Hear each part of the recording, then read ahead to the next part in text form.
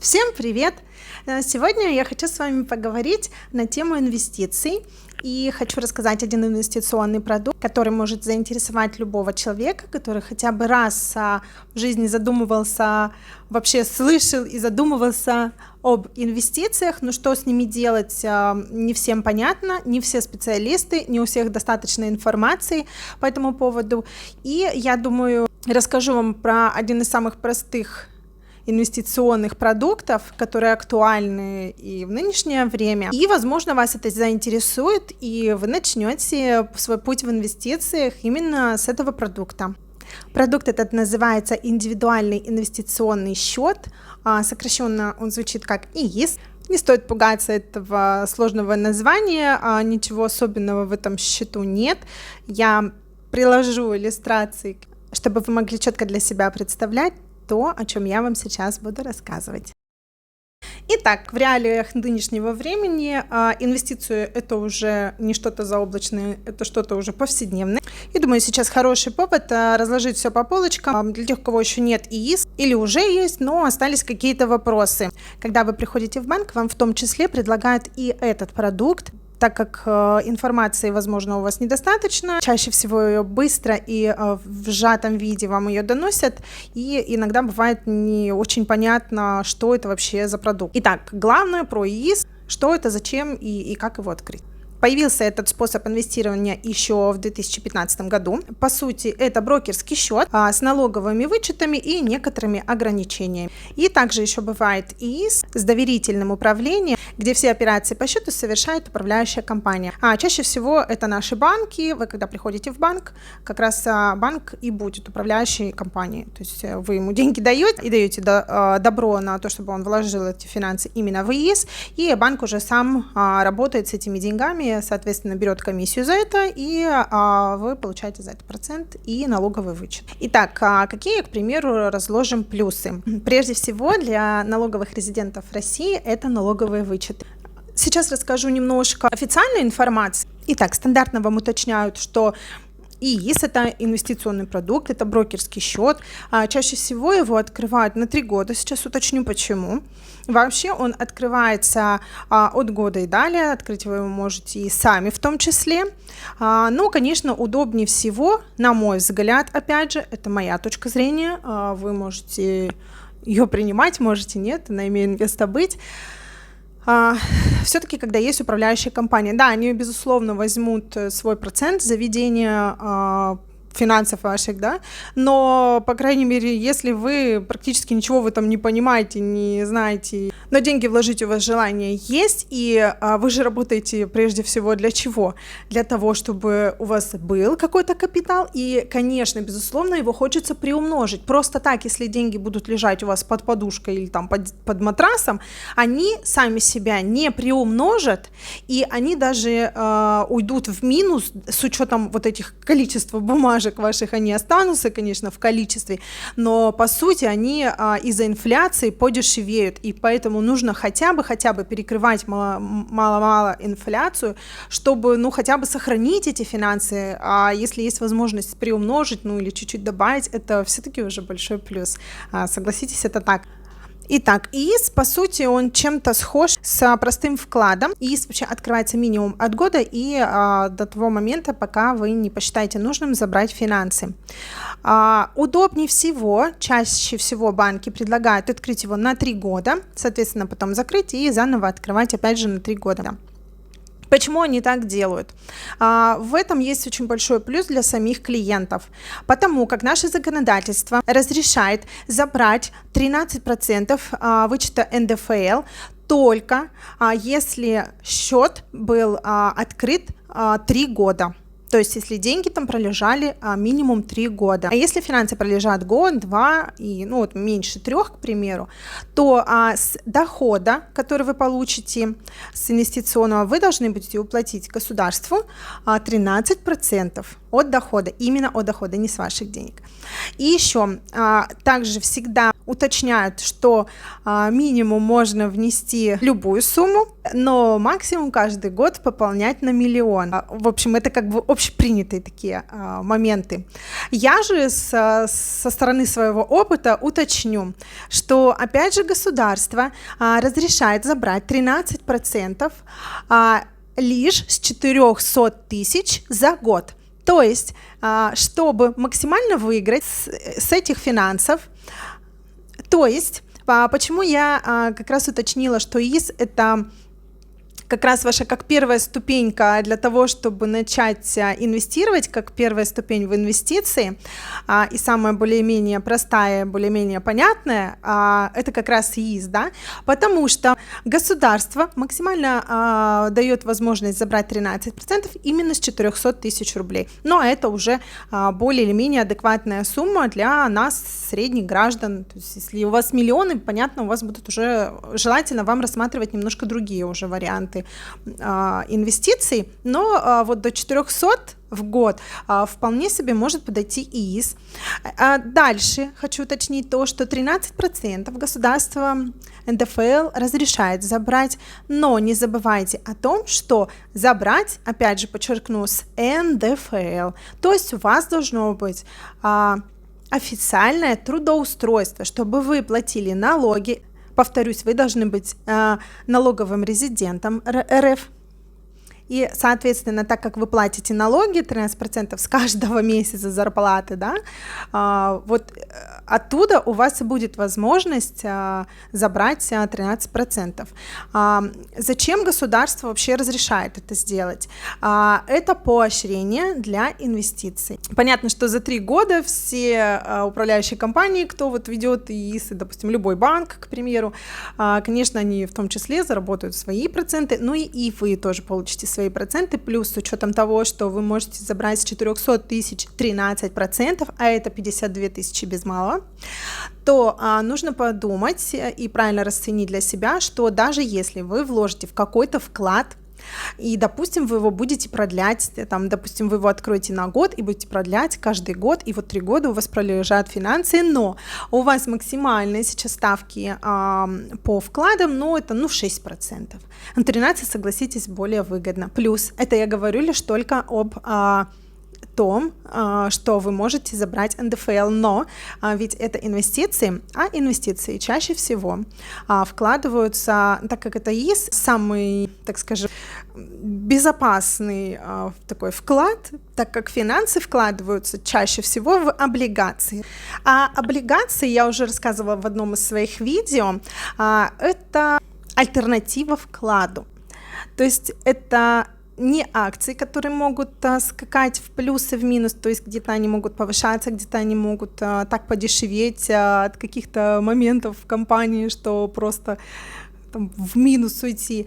Облигации более или менее держатся на плаву, поэтому акции могут дать безумно большой процент, так же как и потерять, а облигации плюс-минус останутся на своем месте, но все-таки они дадут чуть больше дохода, чем просто обычный вклад, поэтому это тоже выгодно. А здесь как раз самый вариант в том, что вы можете внести свои финансы на ИИС, так как чаще всего они будут вложены не в акции, а в облигации, и облигации дают тоже свой процент дохода, чаще всего дают процент дохода, потому что ни один банк, ни одна управляющая компания, ну вот я буду их называть как банки, потому что чаще всего это банки, а не просто какие-то уличные там забегаловки непонятные.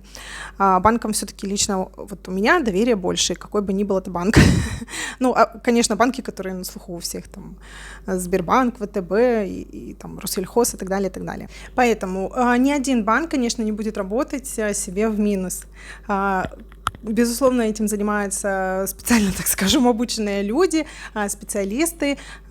Конечно, они будут работать в плюс, никто не будет работать в минус, да, и, конечно, безусловно, облигации будут покупаться именно тех компаний, которые на плаву, либо быстро-быстро продаваться, для того, чтобы доход все-таки остался в минус, никак, чтобы облигации не ушли. Чуть более подробнее про конкретные облигации вы можете посмотреть в моем видео про облигации. Сейчас я не буду затрагивать этот вопрос, чтобы не отходить от темы. Итак, чаще всего стандартно открывается ИИС на 3 года. Свой опыт я буду в том числе включать в нашу, так сказать, беседу. Я бы со стороны, конечно, советы раздавать не могу, но предложила бы открыть ИИС любому абсолютно человеку. Неважно, есть у вас сейчас деньги, нет у вас денег, планируете вы, конечно, безусловно, когда-нибудь, возможно, откладывать и копить финансы. Возможно, сейчас только это в планах у вас где-то далеко идущих.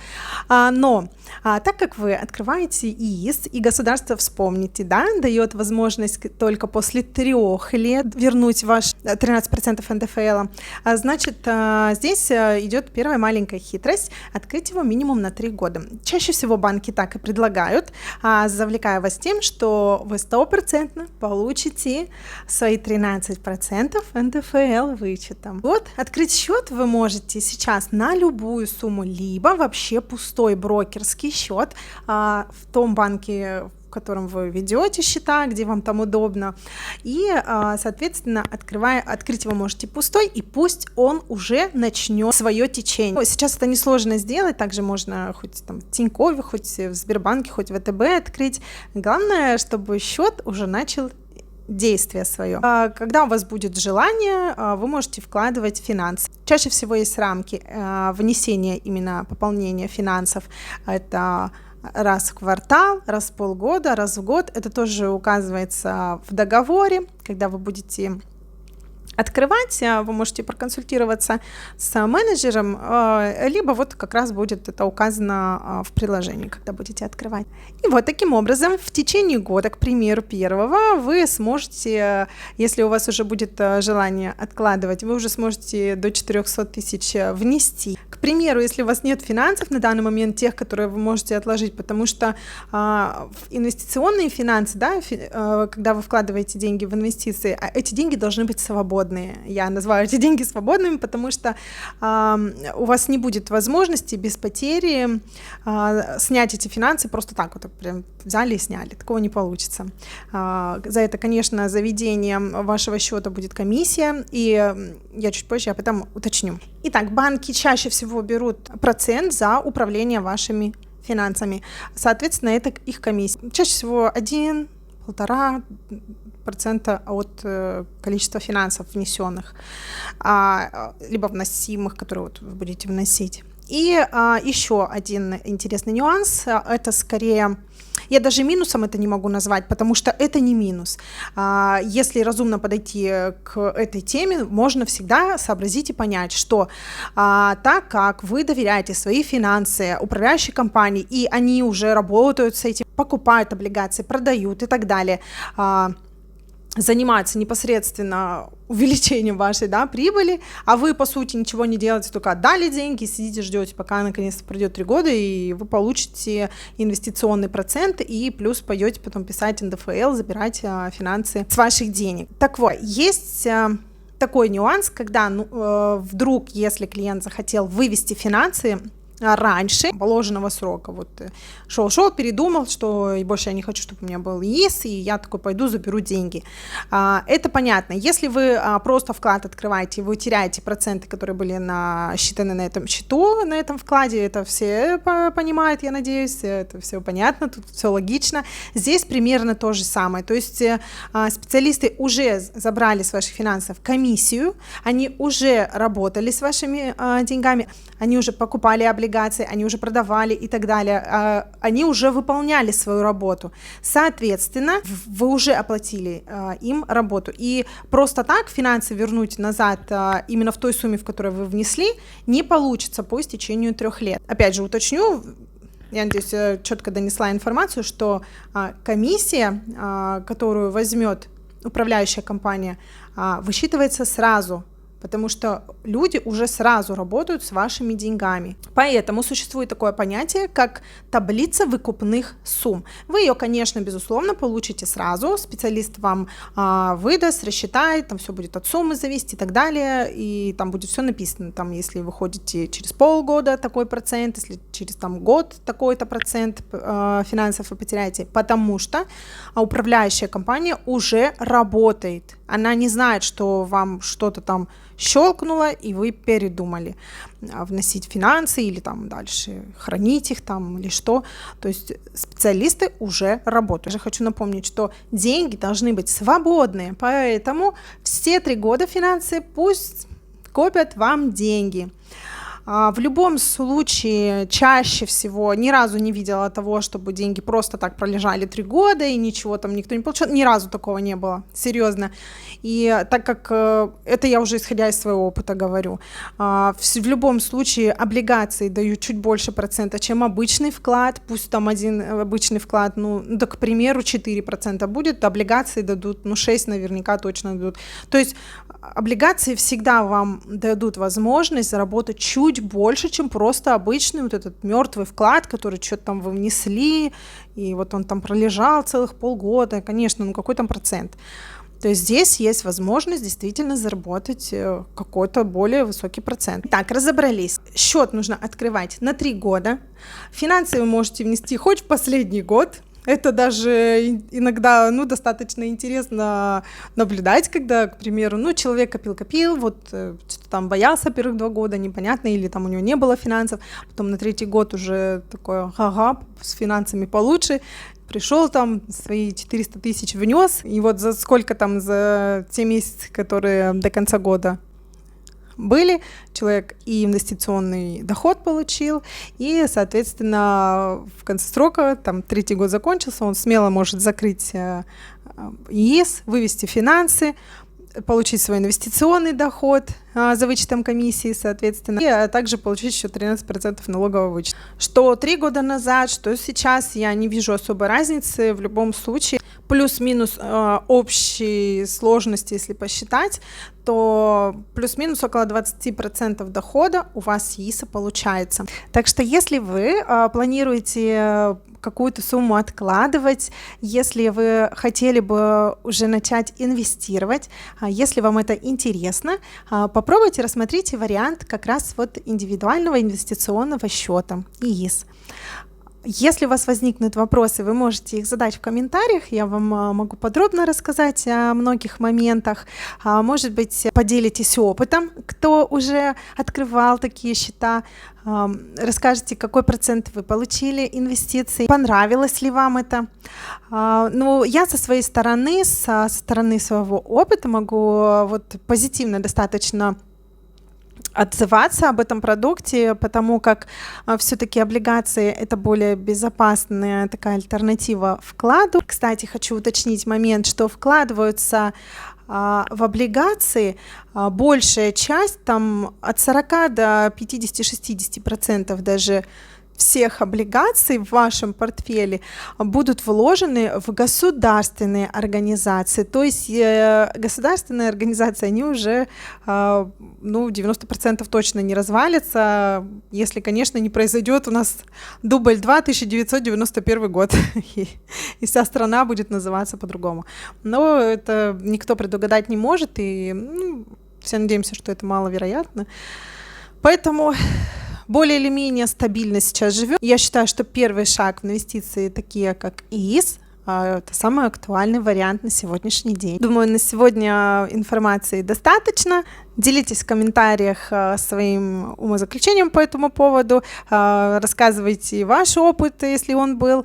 Задавайте вопросы, я на все отвечу. Спасибо, что смотрели меня. Подписывайтесь, ставьте лайки и до новых встреч. И закрепим все вышесказанного. Конечно, начну с плюсов индивидуального инвестиционного счета, он же ИИС. Итак, плюсы будут таковы. Хорошая альтернатива вкладу, налоговый вычет, большая часть облигаций будет федерального займа, и также у вас будет инвестиционный доход. И как обратная сторона медали, минусы тоже присутствуют во всем, и индивидуальный инвестиционный счет нам минусы даст такие. Минусы ИИС будут такие. Нет стопроцентной гарантии дохода. При досрочном выходе таблица выкупных сумм обязательно будет. Если менее 3 лет пролежали деньги, нет вычета НДФЛ и только для налоговых резидентов РФ. И спасибо за просмотр.